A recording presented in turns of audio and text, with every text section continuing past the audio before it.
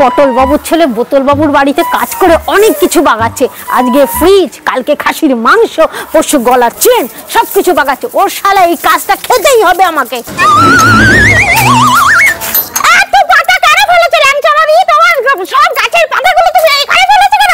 চৈত্র মাসের 30 তারিখ পটল বাবুর ছেলে হ্যান্ডেল বাবুর বিয়ে। সোনা পাবো, শাড়ি পাবো, তুমি কি চাইছো আমার চাকরিটা খেয়ে নিতে? চাকরি? তুই তো করিস ঝিগিরি, চৈত্র মাসে বিয়ে হয়?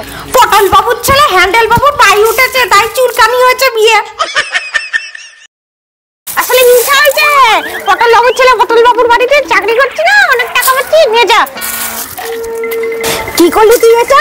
তুই যদি পাতাগুলো এক্ষুনি না পরিষ্কার করেছিস তাহলে কিন্তু ওদের বাড়ি গিয়ে বলে আসবো তুই 1 লিটার সর্ষের তেল আর শুকনো লঙ্কা চুরি করেছিস।